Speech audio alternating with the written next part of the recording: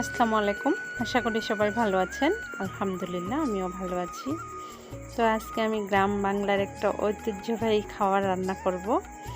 তো দেখেই নিশ্চয়ই বুঝতে পারছেন কচু গাছ দেখে যে আমি কি রান্না করব, মনে হয় বলার আর প্রয়োজন হবে না। তো আমি আজকে কচু শাক রান্না করব মাছের মাথা দিয়ে।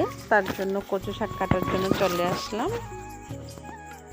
তো এই যে কচু গাছগুলা থেকে আমি মাঝখানের কচুগুলা কেটে নিচ্ছি।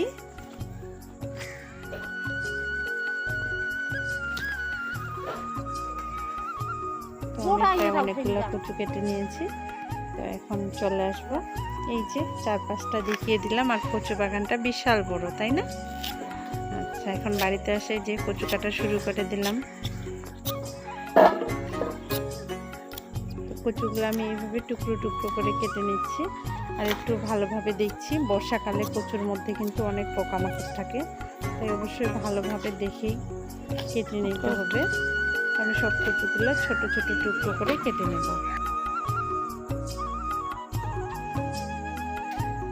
এই যে আমি এরকম জ্বালা কচুটা নিয়েছি মাঝখানের।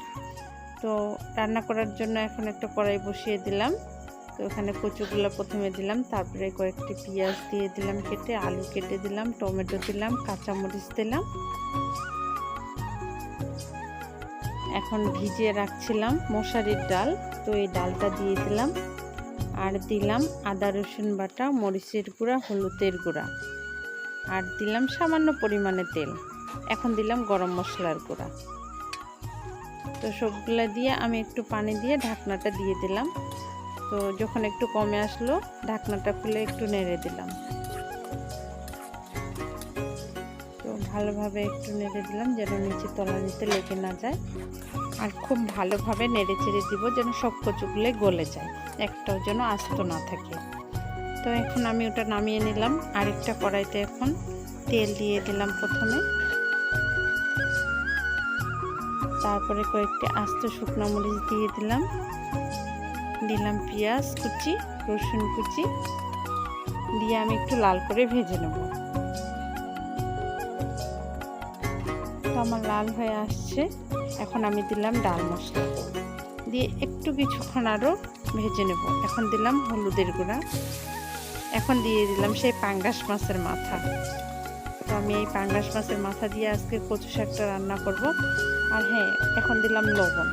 আমি কিন্তু এখানে রসুন বাটা আর জিরার গুঁড়ো দিয়েছিলাম, অফ ক্যামেরায় দিয়ে দিচ্ছি। তো ভিডিওটা কাটা পড়ার কারণে আপনাদেরকে দেখাতে পারিনি। আপনারা কিন্তু রান্না করলে অবশ্যই দিবেন। আর যখন মাছটা কষানো হয়ে গেল, তখন আমি দিয়ে দিলাম কচুটা। তো কচুগুলো দিয়ে আমি কষিয়ে নেব। যখন দেখবো একটু আঠালো হয়ে আসছে, তখন আমি কচুটাকে নামিয়ে নেব। তো এর মাঝে একটা কথা বলে নেই, আপনারা যারা আমার ভিডিওটি এতক্ষণ ধরে দেখছেন, এখন পর্যন্ত লাইক দেননি, তো দয়া করে একটা লাইক দিয়ে দিবেন। আপনার একটি লাইক আমার জন্য অনেক ইম্পর্টেন্ট। তো আজকের ভিডিওটি এ পর্যন্তই।